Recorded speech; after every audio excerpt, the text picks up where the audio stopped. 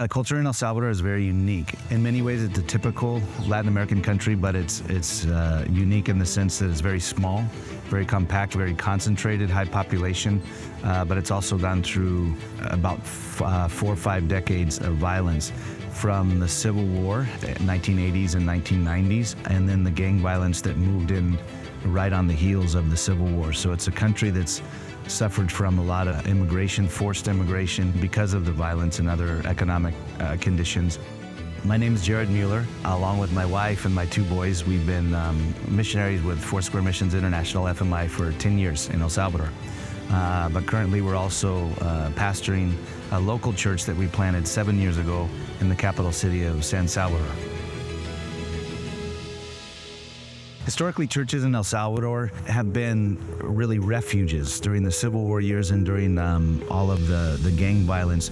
Churches have been places that people go to really disconnect from the world, but it's also created a disconnect from people that might normally find the church, and you find that churches don't really reach their communities. Now that we're living in this time that's safer, we're having to change the way that we think through things. We see our church building as a base so that we can send our members, the members of our congregation, out into the community where they live. And we've been able to do that with some outreaches to youth, had a soccer tournament a little while ago, movie nights in La Mascota. So we're wanting to have a facility where we can really have a home base so that we can reach our community more effectively. Our church's ministry is really focused on developing leaders. We have some really solid families in our church that we poured into. But one of the things that we've emphasized since the very beginning is discipleship. Now, discipleship, we could use other terms. In the church, we use the term discipleship, but really it's mentorship. It's teaching people life skills. We have a big void in leadership in the household often. Outside of the house, there's not a lot of opportunities for young people, so we've focused on, not just teaching in classes, although that's part of what we do, but we also walk hand in hand with people.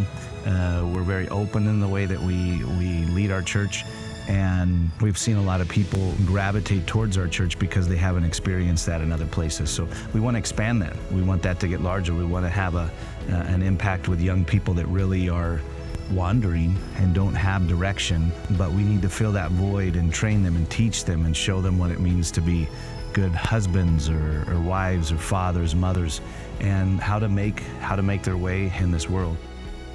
So we're in San Benito. It's a really strategic place in San Salvador. It's also a fairly expensive place.